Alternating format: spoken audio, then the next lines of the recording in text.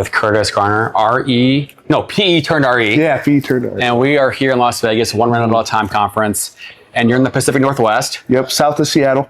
And you started your journey house hacking. So if you could give us a little bit of a summary of your journey. Yeah, so I graduated right during COVID, perfect time to look for a job.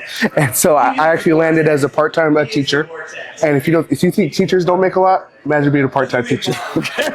Yep. And so I spent about 2 years at my mom's house, which in your 20s is not that cool. But nope. In 2022, I got my first duplex. And at that duplex, I separated part of the unit out because I knew I wanted a house hack, but I didn't really want the roommates. So I took the primary suite, I closed off that door, and so I lived in about 200 square feet with no shower, no kitchen, no laundry, and I did that for about 18 months. Okay, so when you say duplex, they're like two units? Side by side. Side by side. And then the unit that I said I was going to occupy was a 3-bed, 1.5 bath, but I'm single. No kids, no pets, not even a goldfish. So I don't need that much space. And no pet birds? Oh man, don't. Okay. Now start. Come on, now, Flavio. Don't even bring up the birds. But so I didn't need that much space. So the primary suite had its own exterior door, so I just sealed it off, and I rented out the other 2 bedrooms and the other side of the house, but that left me with no shower, no kitchen, no laundry. And then the other unit was just a full-time rental? Yep. So you were house hacking on house hacking? Yes. Okay, and so then at this point, kind of where are you at in your journey? Yeah, and so by doing that sacrifice for about 18 months, I was able to save up again for a triplex. Okay. And that's where I'm at now. It's a nice location. I have a full unit to myself, which I didn't know what to do with all the space. So I actually recently added a bedroom. But I have laundry, I have a shower, I have everything that's people consider normal.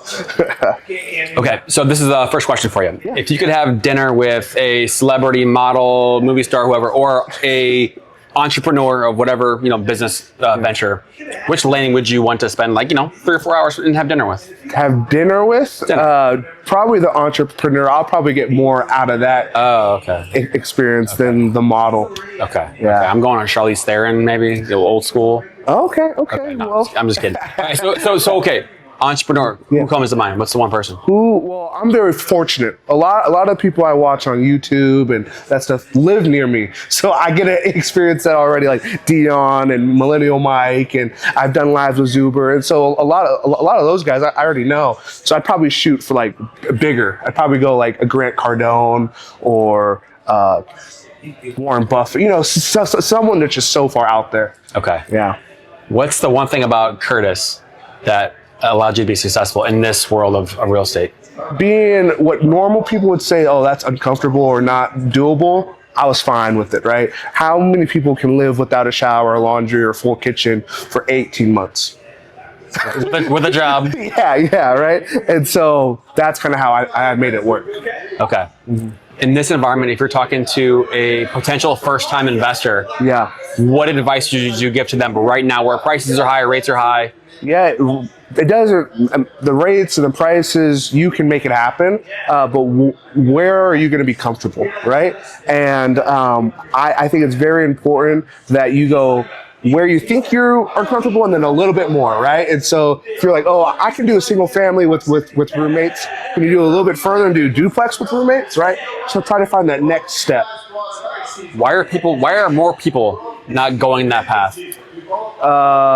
I'll say this nicely. They might be a little on the softer end. They want the nice life, right? They're afraid to take a step back, so they can take a step forward. So why do this? What's the end game? Well, people have options, right? I saw my future when I was a first-year teacher. I saw all the older teachers watching their retirement, doing the math on what age that they can retire. I said, I don't want that to ever be me. I want to have control of when I can step away. And so that's why I do with what I do. Is there anybody in your network circle, friends, cousins, whoever, that has seen you go down this path, have success, and say, hey, maybe I can do it too? Yeah, I've had some families start to kind of talk about it, right?